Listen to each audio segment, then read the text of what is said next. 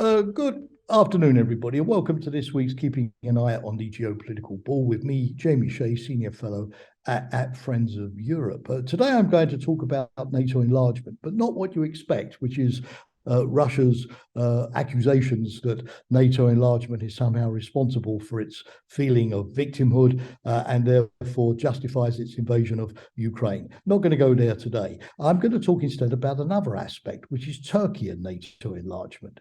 NATO has enlarged many times in its history, and indeed, half of its membership has been added since the end of the Cold War, when Finland and Sweden eventually take their seats at the NATO table as fully fledged members. It will make NATO an alliance of 32 countries.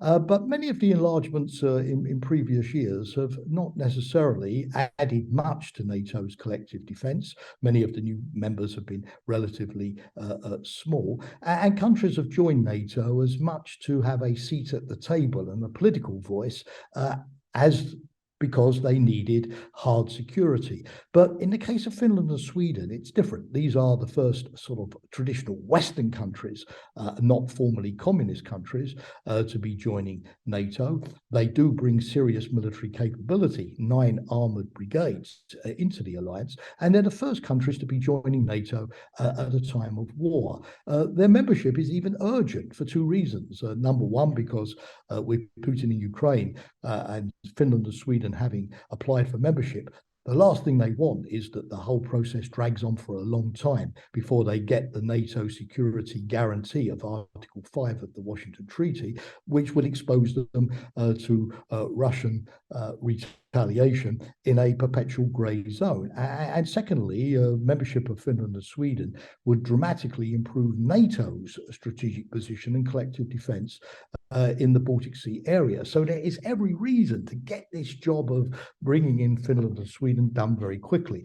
And therefore, it's all the more paradoxical that this process is currently being held up, notably by Turkey, which when Hungary ratifies the protocols of accession next February, Turkey will be the only outlier which has so far refused or not been willing to do this. But of course, NATO needs all of its members to ratify the accession before Finland and Sweden can be fully NATO members. So what's holding things up? Well, Turkey is unhappy with certain aspects of the behavior of Finland and Sweden as it sees it in the past.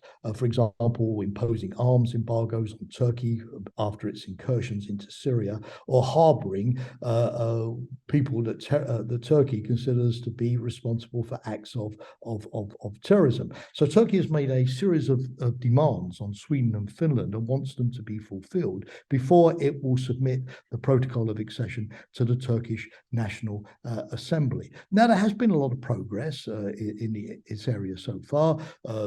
Turkey, Finland and Sweden signed a memorandum of cooperation on the margins of NATO summit in Madrid last June. And Finland and Sweden, it has to be said, have made big strides, lifting the arms embargoes. Last weekend, Sweden did extradite an individual back to Turkey who has been sentenced to a 6-year term for terrorist activities.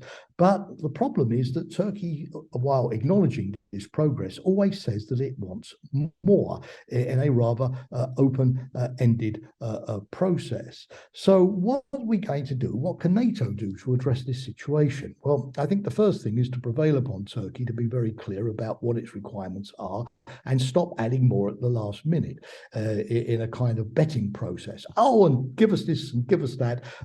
This, I think, is not going to be helpful and would not establish a basis of trust. So Turkey has got to be crystal clear about what it wants and when the requirements are fulfilled, in good faith, to go ahead with the ratification process. Secondly, NATO has to recognize that there is a background to all of this, which is Turkey's unhappiness with some of its or some aspects of its NATO membership in recent times, feeling that it didn't get enough NATO support in terms of air defense systems and ships in its vicinity when it felt a threat from Syria a few years back. And the contrast between inadequate solidarity with Turkey and all of the solidarity shown to the Baltic states and Poland with all of these additional NATO forces since Putin invaded Ukraine last February. Turkey sensed that its worries about terrorism, which are real in Turkey, are not being taken seriously.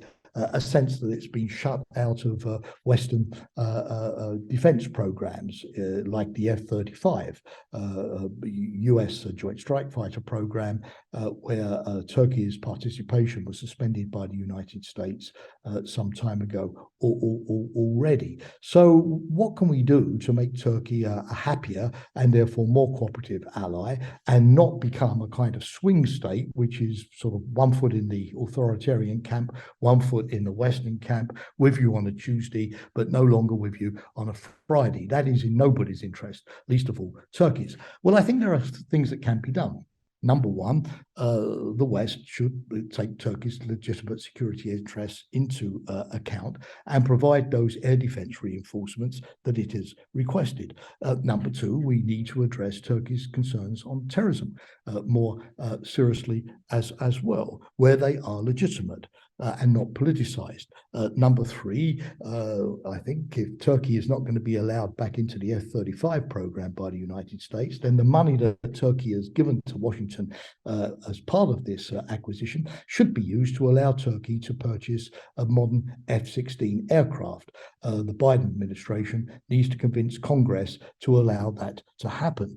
But in return for greater engagement by NATO, Turkey also has some obligations. Number one, to stop using NATO as a platform to pursue bilateral issues. No security alliance can thrive if people put the national interest before the collective interest of NATO's defense. Number two, the Russian weapons that Turkey has been buying, notably the S-400 air defense system, should be given to Ukraine, which badly needs air defense at the moment, and Turkey should stop buying Russian equipment, which only increases problems of interoperability and therefore trust and intelligence sharing with the allies. Number three, there should be more coordination with regard to Syria, so that Turkey does not act alone, and particularly not against the YPG militias in the Kurdish militias in Syria, who have been helping the United States to curb the Islamic State terrorist threat. And number four, Turkey could cut back on its anti-Western rhetoric, which blames all of its problems on the United States and the West, even outrageously, the source of a terrorist attack, a bombing attack in Istanbul just a few weeks back. But this would all be helped if the broader context could also move in a more favorable direction. For example, Turkey was invited a couple of weeks ago to participate in the inaugural meeting of the European Political Community in Prague, and therefore be part of the wider debate with Brussels on things like economic coordination, energy security, dealing with migration. Turkey is inside the tent, which is always positive. And even more importantly, the renewed appetite of the European Union for enlargement in the wake of the Ukraine war, inviting Ukraine and Moldova to be candidate countries, will remind us that there is already, for a long time, a candidate country for EU membership, called Turkey, even though the process has become rather bogged down. And that would also be a way perhaps of rekindling some enthusiasm and some belief in Turkey that it could be a member of the EU one day. Getting that broader context right, I think, would also help NATO with some of its more immediate problems. So let's hope that next year, 2023, is a more harmonious year in NATO-Turkey relations, and that one of the most immediate signs of that happening would be Finland and Sweden very quickly, with the Turkish parliament having ratified the protocol, taking their seats at the NATO table. Thank you for watching and listening today. Look forward to engaging with you again next week.